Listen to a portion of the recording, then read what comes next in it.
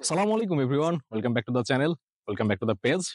আজকে আমার সাথে জিক্সের মনোটন এই বাইকটা আছে এবং এইটা এই সময় কেনা কতটুকু যুক্তিযুক্ত হবে এবং কাদের জন্য এই বাইকটা ভালো হবে, এটা আসলে মেনটেন খরচ কেমন হয়, বা বাইকটা ফ্যামিলি পারপোজ যদি কেউ কিনেন তাহলে কেমন হতে পারে, এই বিষয়গুলো নিয়ে কথা বলবো। তো চলুন ভিডিও শুরু করি। Welcome back. এই হচ্ছে আমাদের বাইকটা। আর এখানে যখন আসছিলাম তখন সন্ধ্যা হবে হবে অবস্থা, আর এখন একদম রাত হয়ে গেছে। আশপাশটা আপনাদেরকে দেখাই, এই যে জাস্ট দূরে কিছু লাইট জ্বলতেছে। আর যে জন্য আসছিলাম আপনাদেরকে বলি, এই যে বিলে পানি আসছে। তো আবহাওয়াটা অনেক সুন্দর, এই কারণে এখানে আসছি আর এইটা নিয়ে কথা বলতে আসছি। তো ব্যাক টু দা পয়েন্ট, এই বাইকটাতে যে ইঞ্জিনটা ব্যবহার করা হয় এটা হচ্ছে সেই ফার্স্ট মডেলের মনোটনে যে ইঞ্জিনটা দেওয়া হতো। আসলে সবকিছু তো একই, আপনার যে মনোটনটা ছিল শুরুর দিকে লঞ্চিং এর সময় স্টিল ওইটাই এখন পর্যন্ত আছে। আর এই হচ্ছে ইঞ্জিন। ইঞ্জিন সম্পর্কে একটু বলি, এটা হচ্ছে 155 সিসি ডিসপ্লেসমেন্টের একটি engine, single cylinder 4 stroke 2 valve, এবং এটার পাওয়ার হচ্ছে 14.60 বিএসপি, 6000 আরপিএম এ, এবং ম্যাক্সিমাম টর্ক হচ্ছে 14 newton metre of torque, 8000 RPM এ। আর এই যে আমরা বলি যে 6000 আরপিএম, 8000 আরপিএম, ড্যাশবোর্ডে একটু দেখায় আপনাদেরকে। এইটার যখন 6000 পর্যন্ত আরপিএম আসে তখন ফুল পাওয়ারটা পাওয়া যায়। যেহেতু 6000 অনেক কম, খুব তাড়াতাড়ি উঠে যায়। অন্যান্য বাইকে দেখা যায় যে আপনার 7500, 8000, মানে আরেকটু 1000, 1500 বাড়িয়ে ওই পাওয়ারের ফিলটা পাওয়া যায়। যেমন হর্নেট 8500। তো সেই ক্ষেত্রে দেখা যায় যে ওইটা অনেক একটু ডিলে করে পাওয়ার ডেলিভারিতে, আর এটা একটু কুইকার হয়। সো এই হচ্ছে পজিটিভ দিক হচ্ছে জিক্সার মনোটনের। আশা করি বিষয়টা আপনারা বুঝতে পারছেন। ডিজাইনের কথা যদি বলি তাহলে প্রপার স্পোর্টি নেকেড কমিউটার একটা বাইক। এটা কেন বললাম, কারণ ইঞ্জিনটা হচ্ছে আসলে কমিউটার সেগমেন্টের, বাট ডিজাইনের দিকে যদি দেখেন তাহলে নেকেড স্ট্রিট ফাইটারের একটা ফিল পাওয়া যায়। আর এইটার স্পেসিফিকেশন আপনারা গুগল করলে পেয়ে যাবেন, বাট ভিডিওর সাথে আমি একটু বলে দিই। সেটা হচ্ছে এখানে ফ্রন্টে 100/80 সেকশনের টায়ার ব্যবহার করা হয়েছে 17 ইঞ্চ রিমের সাথে। সামনের ডিস্ক আছে, ডিস্ক ব্রেক, প্লাস হচ্ছে আপনার ব্রাইবির ক্যালিপার। এর জন্য হয়তো দেখা যাচ্ছে না ব্রাইবি, বুঝতে পারতেছেন কিনা জানি না। মাস্টার সিলিন্ডারটাও হচ্ছে ব্রাইবির, এই যে এখানে দেখা যাচ্ছে, যদিও আমি ক্যামেরাটা আসলে উল্টা করে ধরে আছি। আর পেছনে আসলে এটা হচ্ছে 140 সেকশনের একটা টায়ার, ম্যাসিভ একটা ওয়াইড 140 সেকশন, 140/60। রিম হচ্ছে 17 ইঞ্চ, পেছনে 130 এর হচ্ছে ডাম্প brake, dual barrel exhaust, monoshock suspension. এইটা নিয়ে আসলে অনেকে আমরা বলি যে এটা অনেকটা হার্ড, অতটাও স্টিভ না। আমি বলবো average compare to FZ. FZ এরটা এটার থেকে একটু বেশি সফট, এই আর কি। ফ্রন্টের সাসপেনশনটাও এটার থেকে এফজেড এরটা একটু বেস্ট। এটা একটু খেলে কম আমার কাছে যেটা মনে হয়, বাট পাওয়ার ফিগারের দিক থেকে এটা এফজেড এর থেকে অনেক অনেক ভালো একটা পাওয়ার ডেলিভারি দেয়। আর এই হচ্ছে ট্যাঙ্কের ডিজাইন, কার্ভ শেপটা অনেক সুন্দর লাগে। আর এখানে অনেক বৃষ্টি হয়েছে তো, যার জন্য বাইকটা একটু নোংরা হয়ে আছে।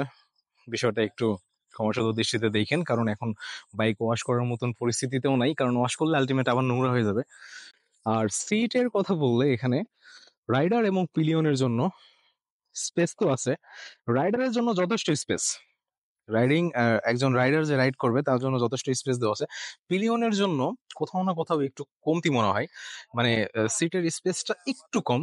যদি আসলে এই 150, 155, 160 এগুলো সেগমেন্টের মধ্যে আসলে যে বাইকগুলো রয়েছে ম্যাক্সিমামই আপনার পিলিয়ন, ফিমেল পিলিয়নদের জন্য একটু পেন হয়ে যায়, এই আর কি। আর এই সাইড থেকে জিক্সের মনোটনটা অনেক জোস লাগে, কারণ এইটার যে হাইটটা দেওয়া হয়েছে না সিটের, একদম স্পোর্টস স্পোর্টস একটা ভাব পাওয়া যায়। আর এই হচ্ছে ইয়াং জেনারেশনের এখন পর্যন্ত স্টিল এই বাইকটা তারা পছন্দ করে। আর পছন্দ করার কারণ হচ্ছে এটার এগ্রেসিভ লুকস এবং মোটামুটি ভালো একটা পাওয়ার ডেলিভারি। আর এই হচ্ছে আমার মতো যারা মুরব্বী তারা এই বাইকগুলো কিনে। বাই দ্য ওয়ে, এখানে আসার কাহিনী হচ্ছে পিলিয়ন সিটের যে স্পেসের কথা বললাম, এ হচ্ছে এক্সপ্লেন। দেখেন এখানে যে স্পেসটা দেওয়া আছে আর এটার যে স্পেসটা দেওয়া আছে সামান্য একটু কম বেশি, বাট এটা একটু উঁচু, ওইটা একটু নিচু। যেহেতু ভিডিও শুরুতে বলছিলাম যে এই বাইকটা ফ্যামিলি পারপস যদি কেউ কিনেন তাহলে কেমন হইতে পারে, তো আমি যদি বলি তাহলে ফ্যামিলি পারপস যদি হয় তাহলে আমি বলবো ফিমেল পিলিয়নদের জন্য এটা একটু পেন হয়ে যাবে। এই আর কি, যদি অ্যাডজাস্ট করে নিতে পারেন তাহলে তো হয়ে গেল, আর না হলে একটু পেন হইতে পারে। আর রাইডিং এর জন্য ওকে, রাইডিং কমফোর্ট বা হচ্ছে ব্যালেন্সিং সবকিছু বলবো যে ওকে, এটা নিয়ে কোনো ইয়ে নেই। বাট মহিলা পিলিয়নদের জন্য, আমাদের মা বোন বা হচ্ছে ওয়াইফ যেই হোক না কেন, তাদের জন্য একটু পেন হইতে পারে। আপনারা অবশ্যই বাইক কেনার আগে টেস্ট রাইড দিবেন, আমি এটা সবার আগে বলে থাকি আপনাদেরকে। যে কোনো বাইক, আপনাদের পছন্দের বেশ কয়েকটা বাইক পছন্দ করুন, টেস্ট রাইড দিন, অ্যাকচুয়াল এক্সপিরিয়েন্সটা নিয়ে তারপরে বাইকটা পারচেস করুন। That's it. আর বর্তমান সময়ে এসে এই বাইকটা কিনবেন কি কিনবেন না, ব্যাপারটা হচ্ছে এইটার প্রবাবলি প্রাইস বাড়ছে এবং এখন মনে হয় 1,99,000 সামথিং খুব সম্ভবত। আচ্ছা, প্রাইসটা আমি ভিডিওর ডিসক্রিপশনে দিয়ে দিচ্ছি, আপডেট আপডেট প্রাইসটা চেক করে নিন। আর হচ্ছে এই সময় এটা কেনা উচিত হবে কিনা, well, back to the this year, যখন এই বাইকটা লঞ্চ করা হয় তখনকার হিসাবে এটা ঠিক ছিল। যেমন হ্যালোজেন হেডলাইট, বাট স্টাইলিশ একটা লুক, স্টিল এটা এখনো এগ্রেসিভ লাগে। মানুষ এটার জন্য এখনো ক্রেজি এবং এটা এখনো এটার সেলস ভালো। বাট এটার যে আপডেট ভার্সনটা আছে না, আপডেট ভার্সনের ডিজাইনের থেকে অনেকেরই এই ডিজাইনটা বেশি পছন্দ হয়। দ্যাটস ওয়াই এটা এখনো ভালো সেলস চলতেছে এটার। আরেকটা বিষয় সেটা হচ্ছে এটার অনেকেই আমরা বলি যে ভাই তাহলে ডুয়াল টোন কেন এটা রাখলো না। আসলে ডুয়াল টোন রাখা তো বড় বিষয় না, কিন্তু নতুন যেটা আছে না ওইটার সেলস এর উপরে ইফেক্ট পড়ে যাবে। দ্যাটস ওয়াই এটা এখনো স্টিল মোনোটোন হিসেবে ব্যবহার করা হয়েছে। একটা বাইক কেনার আগে আমরা বেশ কিছু বিষয় নিয়ে চিন্তা করি, সেটা হচ্ছে স্পেয়ার পার্টস এর অ্যাভেলেবল কতটুকু হবে এবং এটার মেনটেনেন্স কস্ট কেমন হবে। আসলে জিক্সারের মেনটেনেন্স কস্ট আমার মনে হয় 150 সেগমেন্টের মধ্যে খুবই কম এবং একদম রিজনেবল।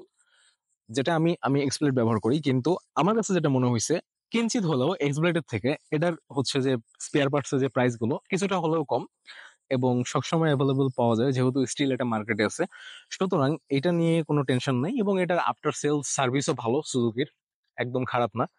যদিও আমাদের শোরুমের কথা যদি বলি তাহলে জেলা পর্যায়ে যে শোরুম গুলো আমরা দেখে থাকি এগুলোর কিন্তু আসলে এক্সপার্ট টেকনিশিয়ান পাওয়াটা মুশকিল হয়ে যায়, এটা আমরা কম বেশি সবাই জানি। এখন আফটার সেলস সার্ভিসের কথা বললে আপনার পার্টস প্রয়োজন বা একটা পরামর্শ প্রয়োজন, এটা আপনি পাবেন, সমস্যা নাই। এখন কথা হচ্ছে যে এইটা আপনি কিনবেন কিনা। ওয়েল, আমি ভিডিও শুরুতেই বললাম যে আপনার পছন্দের বাইকগুলো আপনি টেস্ট রাইড দেন।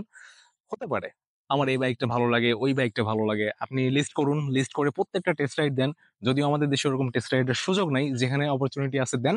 না হলে যারা আপনার ওয়েল উইশার বা হচ্ছে ভাই বাদার, বাইক কালেক্ট করুন, টেস্ট রাইড দিন, নিজে একটা এক্সপিরিয়েন্স নিয়ে তারপরে বাইকটা পারচেস করুন। তো এই ছিল আজকের এই ভিডিওর বিষয়বস্তু। হোপফুলি আপনাদেরকে আমি সবকিছুই বলতে পারছি। আর যদি কোনো কোশ্চেন থাকে তাহলে এই বাইক সম্পর্কে আমাকে কমেন্টে বলতে পারেন এবং আমি যথাসাধ্য চেষ্টা করবো আপনাদের সাথে কানেক্ট হওয়ার। তো দেখা হচ্ছে পরবর্তী ভিডিওতে। সবাই ভালো থাকবেন, সুস্থ থাকবেন। আল্লাহ হাফেজ।